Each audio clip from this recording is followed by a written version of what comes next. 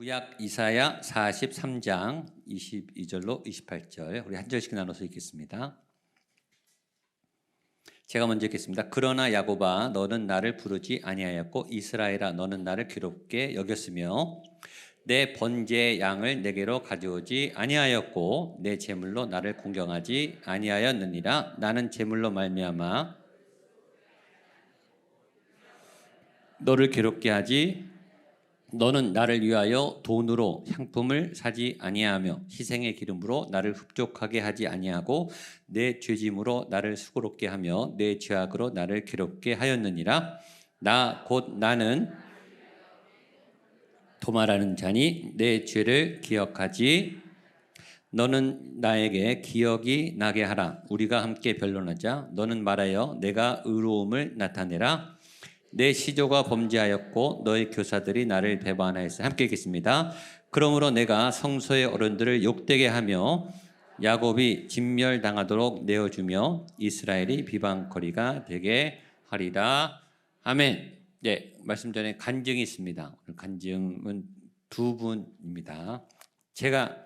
저한테 보내주셔서 제가 읽도록 하겠습니다. 한 분은 일본에 사시는 분입니다. 일본에 계신 분이 기적이 일어났습니다. 이제 국경을 넘어서 성전이 역사하시죠. 제가 읽을게요. 저는 일본인 남편 나이토상, 아들 도시야키와 일본에 살고 있는 한국인입니다. 사실 저희 친족 가족들은 모두가 하나님의 자녀들로 살아가고 있고 저의 주변 친구들도 하나님의 자녀로 믿음이 있고 신실하게 기도하며 예배하는 분들이었습니다. 믿음의 가족들과 믿음의 친구들이 많은 시간 동안 함께 예수님을 믿기를 권하며 기도했지만 저는 그 말을 전혀 듣지 않고 있었습니다. 여유로움과 물질의 넉넉함으로 살아가던 저희 가정은 어느 날 갑작스런 남편의 사업과 일터의 어려움으로 인해 가정적으로는 경제적 어려움이, 저에게는 우울증이, 가족에게는 고난이 찾아왔습니다. 남편의 사업으로 인해 가정의 물질적 어려움에 처하자 저의 우울증은 점점 심각해져 갔고 초등학생 자녀를 데리고 어떻게 살아야 할지 너무도 막막해서 낭떠러지에서 실오락이라도 지푸라기라도 붙잡고 싶은 마음에 2016년 남편의 권유도 있었고 교회 가고 싶다는 생각이 간절하게 들어 주변의 십자가 건물을 찾아다니기 시작했습니다. 제가 첫 번째 찾아간 곳은 성당이었고 성당에서 주변에 교회가 있다는 소식을 듣고 교회를 찾게 됐습니다. 2016년 바로 그때를 기점으로 제가 살고 있는 나리타 지역에 있는 나리타 복음교회 열심히 다니며 저도 남편도 아이도 함께 믿음 생활을 열심히 하고 있습니다. 한국에 7, 8년 전에 잠시 나왔을 때 저희 이모이신 이순희 권사님 권유로 목양교회에 오게 됐고 갈급한 마음에 목양교회 올 때마다 공진수 목사님께 기도받은 이후 새벽 예배에 대한 목마름과 예배에 대한 간절함으로 한국에 나올 때마다 목양교회 예배에 열심히 참여하였고 일본에 돌아가서는 온라인 예배로 목양교회 주일 예배, 수요 여성 예배를 드리며 은혜를 공급받고 있었습니다. 4년 전 목양교회 특별 새벽 예배가 있다는 소식을 듣고 기쁘고 간절한 마음으로 온라인 예배를 드리던 중 목사님의 말씀 선포와 터치하시며 선포하는 기도 가운데 저의 몸과 마음에 무언가 강한 힘이 세게 밀고 들어오는 강력한 힘을 느끼게 됐습니다. 이 신비한 경험이 너무나 놀라워 눈에서 눈물이 터졌고 깊은 은혜 가운데 기도드리고 있는데 예수님께서 저의 어깨를 토닥여 주시며 잘했다 하시는 것 같은 마음이 들었습니다. 그동안 일본에서 목양교회 예배를 온라인으로 계속 함께 드렸는데 그렇게 예배하다 보니 예배를 더 사모하게 되었고 예배가 간절해졌는데 그 즈음에 목양교회에서 금요 성령 집회를 시작하신다는 소식을 듣게 되었습니다. 저는 이미 온라인으로 다른 교회 금요 예배를 드리고 있었는데 목양교회에서 금요 성령 집회를 시작하니 너무 가슴이 벅차고 기뻤습니다.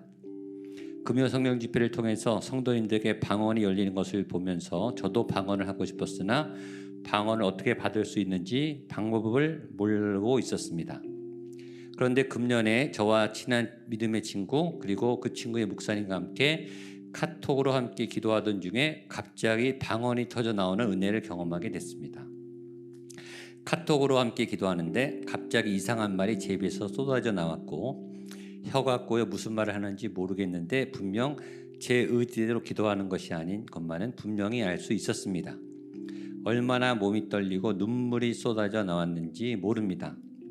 혼자서 어떻게 기도해야 할 줄도 몰랐고 누군가 옆에서 저를 도와줄 분도 없는데 카톡으로 함께 기도하다가 방언이 터져 나오게 되다니요. 저는 너무도 놀라고 또 놀라웠습니다. 그 이후로 계속 매일 아침 목양교회 새벽 예배를 온라인으로 예배드리고 있고 수요 예배, 특별 새벽 예배, 금요 성령 집회를 꾸준히 드리고 있습니다. 지금도 여전히 시련과 고난은 있습니다. 해야 할 기도 제목들도 아주 많습니다. 하지만 주님께서 저를 예배를 통해 정금같이 만들어 주실 줄 믿습니다.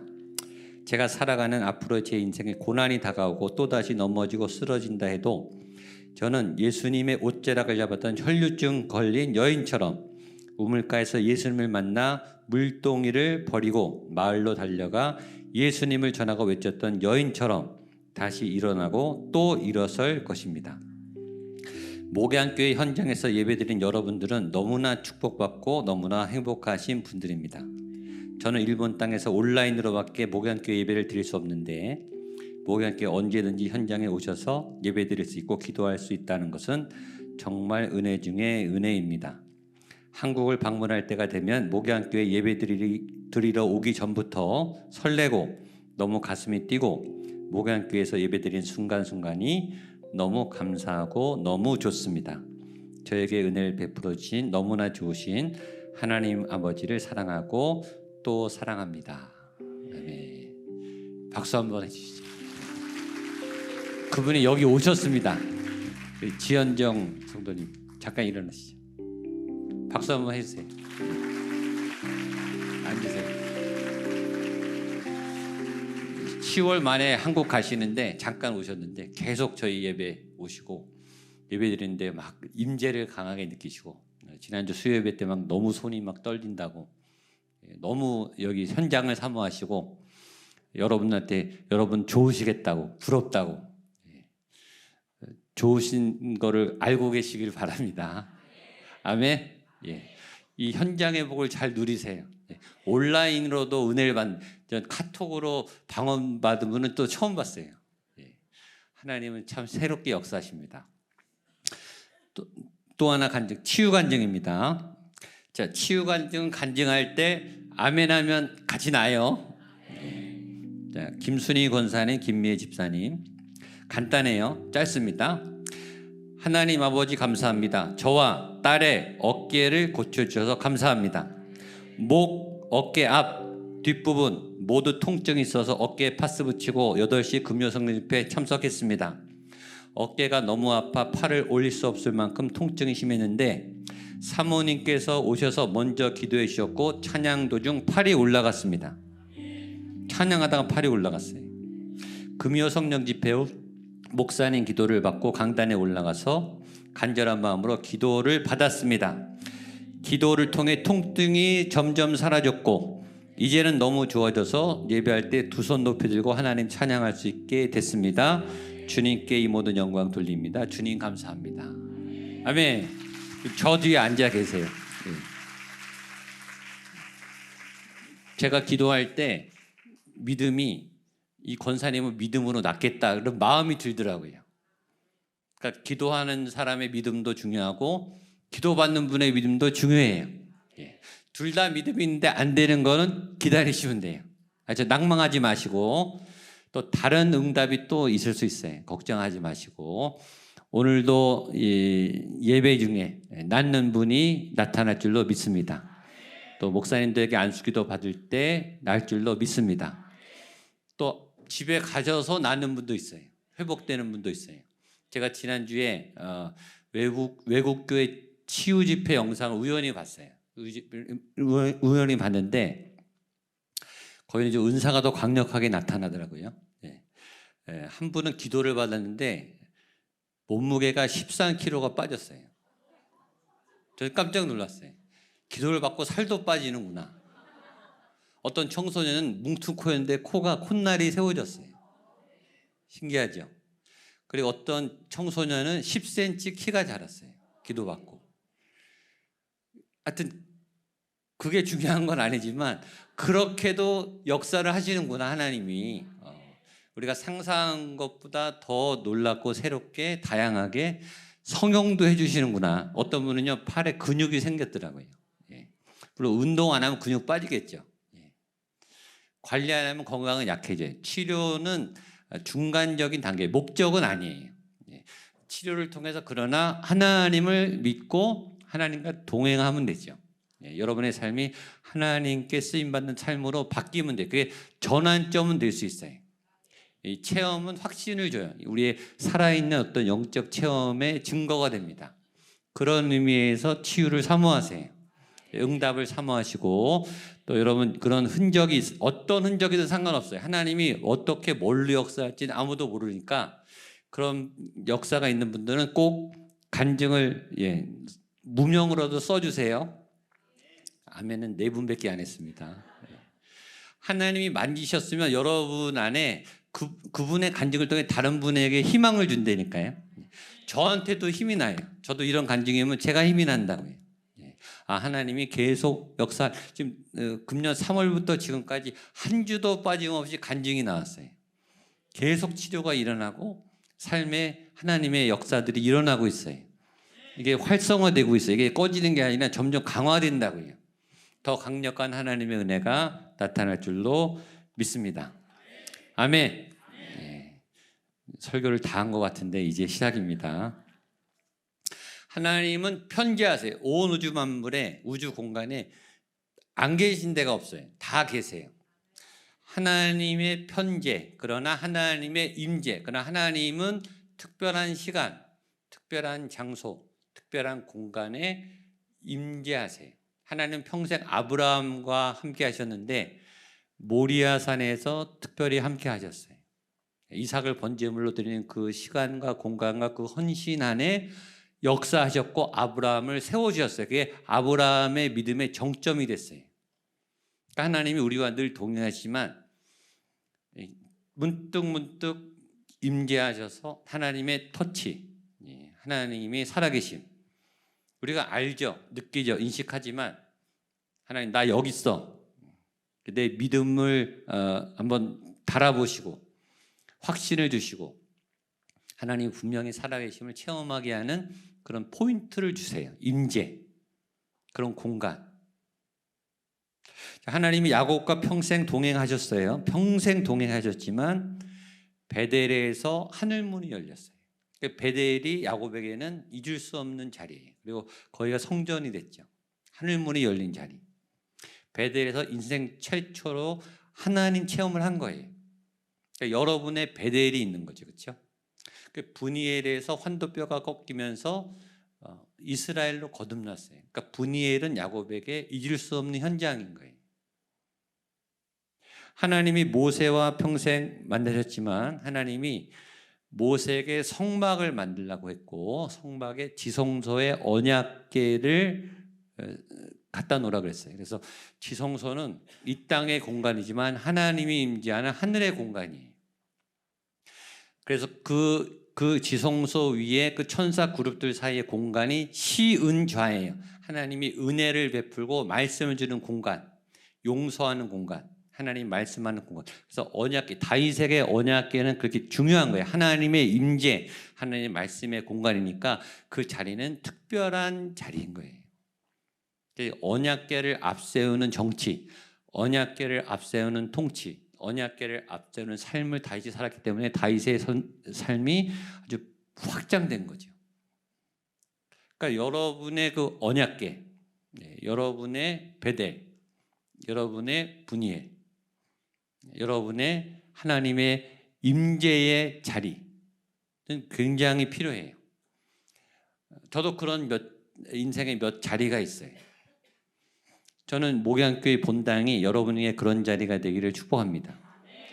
저도 그렇게 되기를 바라요. 저는 여기 계속 예배를 쌓죠. 제가 주일마다 3번의 예배를 여기서 드려요. 10년을 쌓았어요.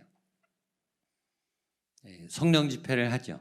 2시간, 3시간. 여기 계속 하나님의 영광과 임재가 쌓이고 있어요.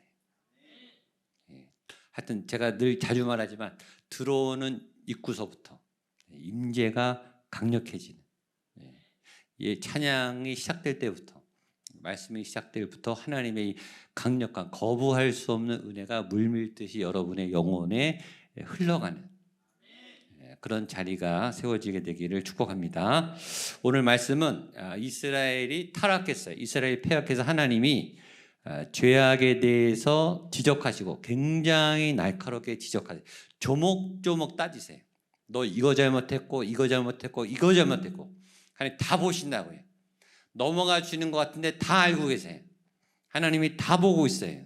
조심하셔야 돼요. 그러면서 동시에 용서를 해주시는, 우리를 회복시켜 주시는 그런 은혜의 자비의 하나님입니다. 22절 말씀 보겠습니다. 22절 시작. 그러나 야곱아 너는 나를 부르지 아니하였고 이스라엘아 너는 나를 괴롭게, 죄를 지적하죠. 우리가 다 죄인이에요. 인정하시죠? 두 가지 죄인이 있어요. 자기 죄를 인정하는 죄인과 자기 죄를 인정하지 않는 죄인. 다 죄인이에요. 근데 어떤 사람은 인정하고 자백하고 회개하고 날마다 씻고 보혈 앞에 나가면서 살고, 어떤 분은 그렇지 않고 인정하지 않는 그런 죄인. 고린도전서 12장에 성령의 은사가 나와요. 성경 여러 군데 은사가 많이 나와요. 성령 하나님이 주지 않은 은사를 갖고 있는 분도 있어요. 그 중에 하나가 지적의 은사예요. 하나님이 준 게 아닌데 그 많은 장점 중에 단점을 꽉 집어내는, 이 사람이 칭찬할 것도 많고 격려할 것도 많고 축복할 것도 많은데 굳이 그 점을 딱 찍어내서 그 사람에게 아주 상처를 주고 그 사람들을 낭망시키고 그 사람의 아주 씨앗을 짓밟는 잘못된 지적의 은사, 잘못된 은사예요. 개발하지 마세요. 자꾸 보이는 분이 있어요. 안 좋은 게 보이는 분, 비판하는 게 습관이 된 분, 불평하는 게 불만이 자꾸 습관이 된 분, 부정적인 분. 이게 습관이에요, 여러분. 여러분 그 안에 있는 그 지적하고 불평하고 또 비판하고 부정적인 말을 전하는 그 악한 권세가 떠나가게 되기를 축복합니다. 이 안에 자기도 그러고 싶은데 습관적으로 그게 자꾸 보이고 자꾸 말하게 되고, 내가 하는 말이 주로 그런 분들이 많이 있어요. 근데 그런 분들의 특징 중에 하나는 남은 그렇게 지적할 때 통쾌함을 자기가 느끼면서 본인이 지적받는 건 또 못 견뎌요. 본인이 지적받는 거, 본인을 누가 험담했다 그런 거 못 견뎌요. 그러니까 자기 죄는 인정하지 못하는 거예요. 근데 은혜 받고 인격적으로 성숙한 사람은 마음이 가난해서 자기 죄를 잘 인정해. 그래, 내가 죄가 많어, 나 연약해, 나 넘어져. 그러니까 내 안에 부족함이 얘기됐을 때 발끈하는 사람이 있고, 그 성숙하지 않은 사람이죠. 그걸 인정하고 감내하고, 나는 그것보다 더 부족한 사람이야, 나는 참 어리석은 사람이야, 난 생각이 짧아, 난 세상에 자꾸 휩쓸려. 그래서 내 안에 그리스도가 필요해. 이렇게 자기 허물을 인정하고 또 예수님을 의지하게 되는 믿음으로 자기의 단점을 나아가는 그런 분들이 성숙한 분들이죠. 저는 개인적으로 시편 32편 1절을 좋아합니다. 같이 한번 보겠습니다. 시작. 허물의 사함을 받고 자신의 죄가 가려진 자는 복이 있도다. 말씀 띄워주세요. 한 번 더. 시작. 허물의 사함을 받고 자신의 죄가 가려진 자는 복이 있도다. 하나님이 이렇게 하신다는 거예요. 허물을 사해 주시고 죄를 가려주세요. 이 말씀이 은혜가 되는 까닭은 제 안에 제 허물을 제가 너무 잘 알고, 제가 자격이 없다는 걸 너무 잘 알고, 제 죄가 많다는 걸 너무나 잘 알기 때문에 이걸 가려주시는 하나님, 모른 채 해주신 하나님, 넘어가 주신 하나님이 감사해요.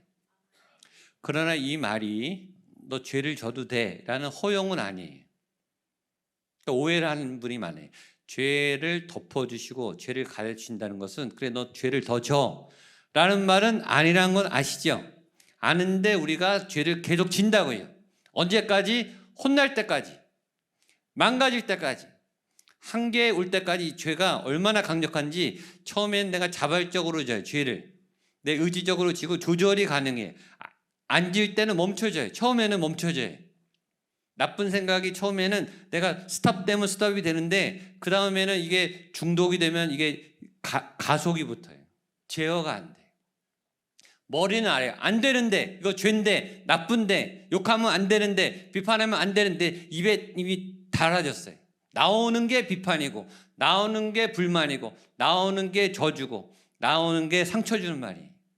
이게 제어가 안 되는 거예요. 자꾸 허용하다 보면 거기 중독이 되는 거예요. 이스라엘의 죄가 그렇게 심각해진 거예요. 하나님이 잘해서가 아니라 스스로 돌아오길 기다리면서 덮어줬는데, 저와 여러분도 마찬가지. 여러분이 잘못했을 때 그때마다 하나님 때리지 않는 이유는 여러분이 돌아오기를 기다리는 거지 너 죄를 져라는 허락이 아니라고요. 근데 대부분 허락으로 알고 계속 가요. 예배 한두 번씩 빠지고 기도 안 하고 그렇게 점점 가면 하나님이 놔두시면 점점 더 세상으로 간다고요. 돌아오기를 기다려서 지적하지 않는 건데, 하나님이 참다가 하나님이 이제 지적을 하는 거예요. 죄를 건드리시는 거예요. 왜냐하면 더 가면 더 큰일 나니까, 망가지니까. 그래서 하나님이 참다 죄에 대해서 더 이상 방치할 수 없을 때 하나님이 오늘 말씀을 하시는 거예요. 자, 22절 같이 한 번 더 읽겠습니다. 시작. 그러나 야곱아 너는 나를 부르지 아니하였고 이스라엘아 너는 나를 기롭게 하였습니다. 첫 번째 죄는 야곱아 너는 나를 부르지 아니하였다. 이건 예배가 망가진 거를 지적하는 거예요. 너의 예배가 다 망가졌다. 너의 영이 망가졌다. 너가 나를 부르지 않는다. 찬양하지 않는다. 예배 자리에 나오지 않는다. 너와 만남이 끊어졌다. 예배는 생명줄이에요. 여러분, 기도는 생명줄이에요. 말씀은 생명줄이에요. 예배가 끊어지면 여러분 영은 죽어요. 육은 잘 될지 모르지만 하나님을 안 만나면 영은 죽는다고. 아무리 똑똑하고 아무리 인격적이고 아무리 성공하고 아무리 권력이 많고 아무리 부자여도 하나님을 안 만나면 그 영은 죽은 영이에요. 예배가 생명줄이라고요. 예배는 목숨 걸고 드려야 돼요. 몸부림치면서 예배 놓치면 끝나요. 다 끝나요. 아무것도 아니에요. 예배는 절대 빼앗기면 안 돼요.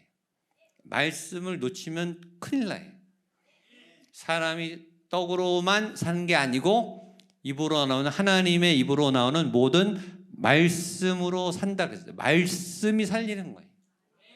그러니까 말씀을 먹고 또 먹어야 건강해져요. 유지가 돼요. 그리고 죄를 극복을 할 수 있죠. 근데 하나님이 말씀하는 거죠. 야곱아 너는 나를 부르지 않았다. 너는 예배가 무너졌다. 또 예배는 드리는데 네 예배는 죽은 예배야. 네 예배는 형식적인 예배야. 네 예배는 숙제 같아. 네 예배는 의무 같아. 마지못해 오는 것 같아. 너 예배는 조는 예배야. 넌 예배 때 딴 생각을 하고 있어. 나를 만나고 있지 않아. 너 예배는 준비가 없는 예배야. 너의 예배는 성의가 없어. 그러니까 하나님이 다 알고 있다는 거예요. 너는 나를 부르지 않고 있다. 예배는 생명줄이기 때문에 좋은 예배를 드리려면 준비를 잘 하셔야 돼요. 좋은 예배는 그냥 드려지는 게 아니에요. 그럼 좋은 경기, 항저우 올림픽, 아시안 게임 보셨지만 누가 금메달을 땁니까? 4년 동안, 8년 동안, 10년 동안 피와 땀과 눈물을 흘리고 준비한 선수가 이기는 거예요. 그게 실력이 쌓이고, 그러니까 메달을 따면서 눈물이 나는 거예요. 그 고생한 그 흔적의 열매가 있으니까. 준비된 사람이 결과를 얻는 거예요. 하나님을 만나러 얼만큼 준비했는가. 심지어 여행을 갈 때도, 휴가를 갈 때도 요새 사람들은 6개월 전부터 비행기 예약을 해요. 미리 준비하죠. 준비한 만큼 결과를 얻어요. 본인이 관심 있는 것에 준비를 하게 돼 있어요.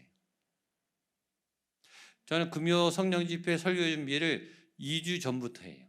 2주 동안 주일 설교하고 금요 성령 집회, 제가 설교 일주일에 2번 준비하는데 거기 제 모든 걸 갈아 넣어요. 여기에 집중해요.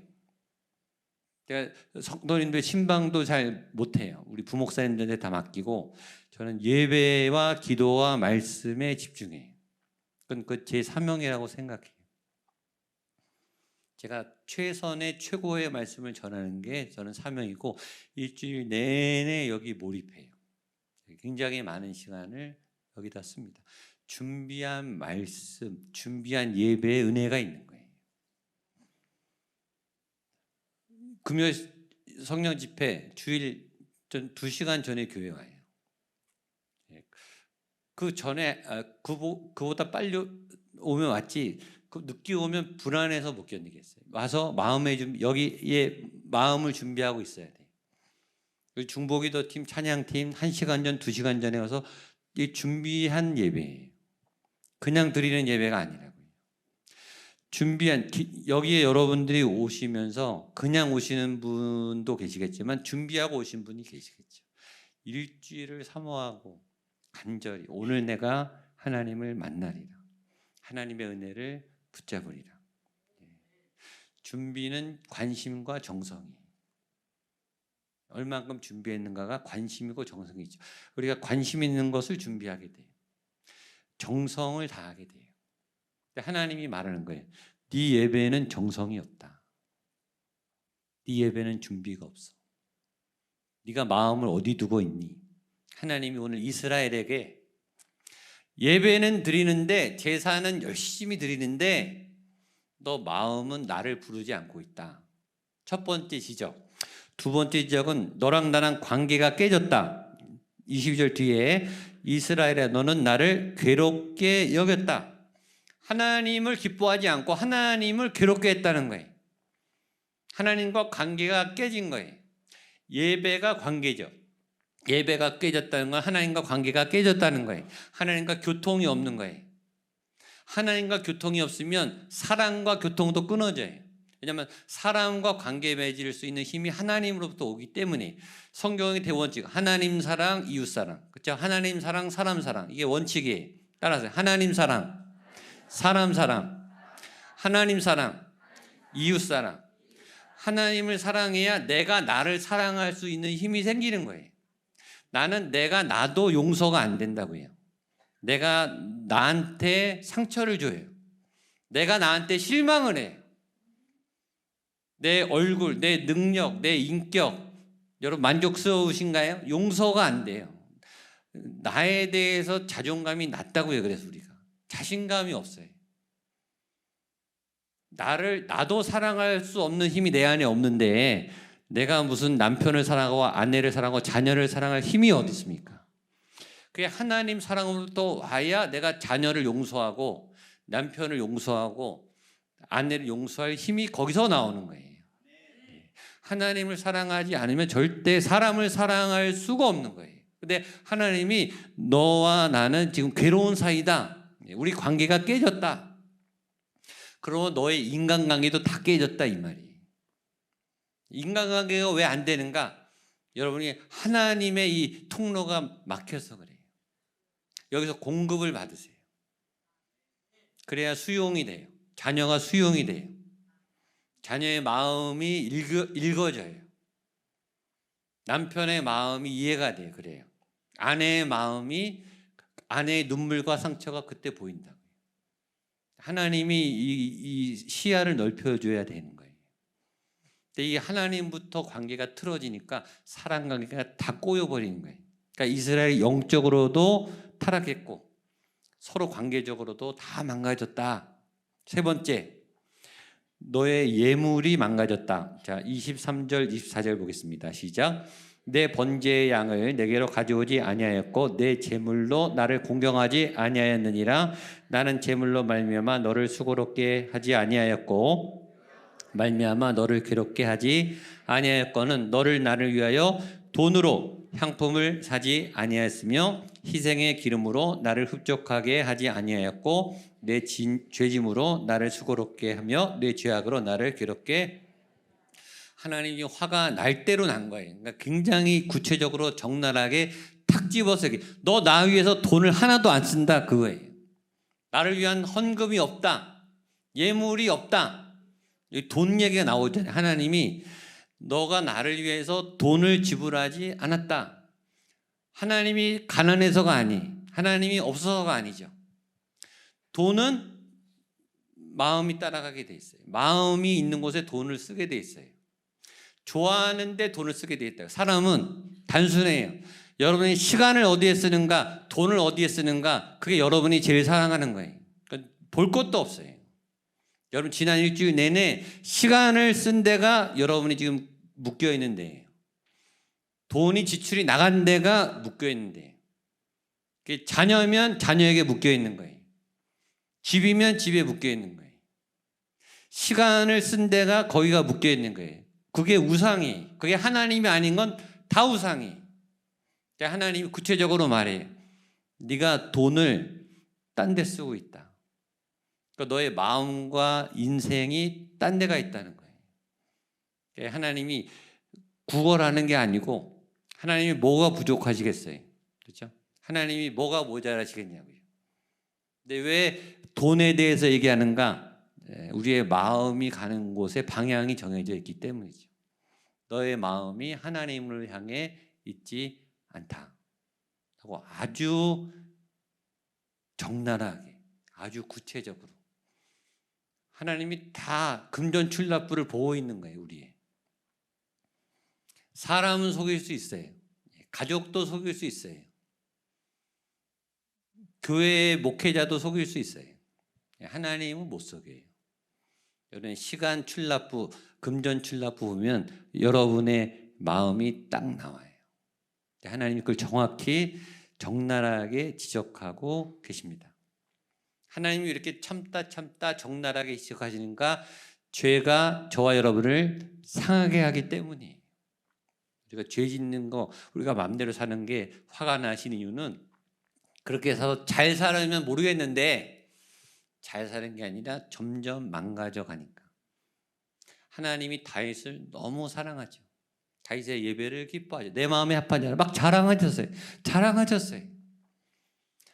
이 모세를 사랑했죠. 모세의 온유함을 축복하셨어요. 막 자랑했어요. 이렇게 온유한 사람이 없다. 이 믿음의 조상 아브라함을 자랑하죠. 근데 그 사람들의 죄는요, 성경에 적나라하게 기록되어 있어요. 부끄러울 만큼 그렇게 사랑하고 아끼는 하나님의 믿음의 조상들의 정당한 치부를 다 까발리고 계시다고요. 이유는 그 죄가 그 믿음의 조상들의 삶을 망가뜨렸기 때문이에요. 더 이상 놔둘 수가 없어서 하나님이 막으시는 거죠. 근데 그렇게 이렇게 죄에 대해서 막 지적하고 너 이것도 잘못해서 저것도 잘못해서 막 지적하면 그 다음에 넥스트가 뭐가 되겠어요? 그래서 너 몇 대 맞아.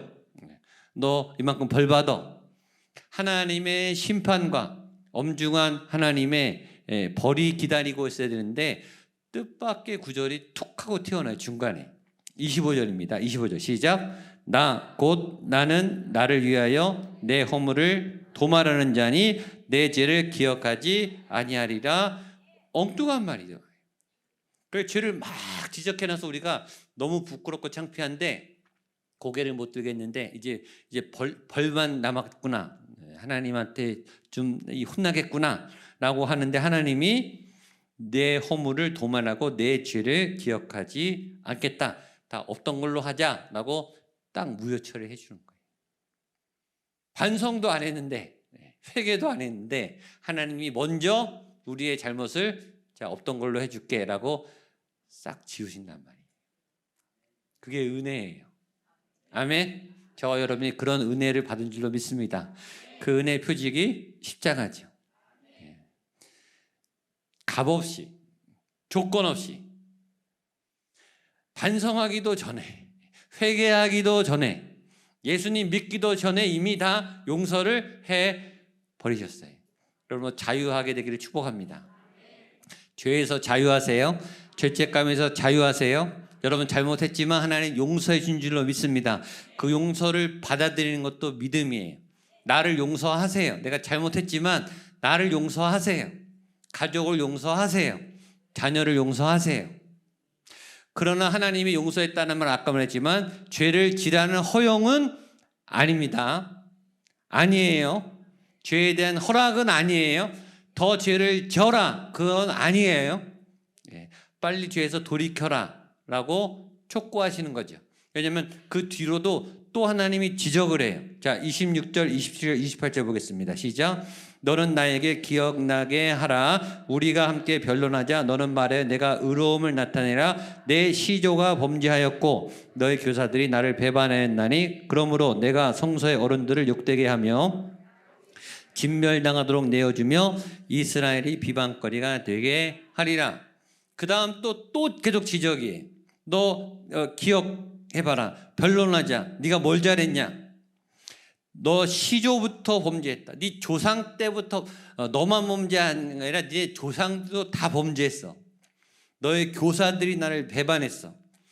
성소의 어른들을 욕되게 했고 야곱이 진멸당하도록 이스라엘이 비방거리가 하나님이 그래서 되게 하겠다. 내가 심판하겠다. 내가 벌 주겠다라고 막 그러니까 앞뒤로 다 하나님이 죄를 지적하고 심판에 대한 내용이 가득한데 중간에 하나님이 25절을 쓴 거예요. 이게 핵심이에요.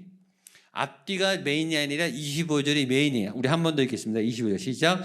나는 나를 위하여 내 허물을 도말하는 자니 내 죄를 기억하지 아니하리라. 아멘. 부모님들은 이해해요. 자녀를 야단칠 때 부모님의 마음은 저도 자식으로서 키울 때 저희 아버지 어머니에게 아주 심하게 혼난 적이 있지만 제가 부모가 되어 아이를 야단쳐 보니 저도 막 격분해서 아이를 막 집어던진 적도 있고 심하게 하여튼 야단친 적도 많아요. 근데 야단을 칠 때 제가 더 떨리더라고요. 그 야단을 치면서 물론 제가 인격이 성숙하지 못해서 제가 부모로서 미숙해서 양육상 성숙하지 못해서 또 자녀의 마음을 헤아리지 못해서 잘못 야단친 적도 많아요. 그건 말고 제대로 야단치는데 정식으로 정말 잘못해서 혼구명을 내주는데 그때 제 마음이 떨리더라고요. 속으로는 너 상처받지 마. 야단을 치고 있으면서 너 상처받지 마. 너 빨리 이 잘못을 고쳤으면 좋겠어. 빨리 끊어. 너 더 망가지면 안 돼. 너 계속 이걸 하면 큰일 나. 제발 멈춰줘. 제발 죄를 끊어줘. 하는 간절한 마음이 생기더라고요. 전 이 마음이 하나님의 마음이라고 생각해요. 앞에 죄를 막 지적하고 뒤에도 죄를 막 지적하고 너 이렇게 혼내줄 거야. 이렇게 심판할 거야. 너 완전히 그냥 묵사발을 만들 거야 라고 하나님이 막 협박을 하면서도 속으로는 내 죄를 기억하지 않을게. 다 없던 걸로 해줄게. 용서해 줄게. 돌아오기만 해. 그 죄를 버려. 그 죄가 너를 망가뜨려.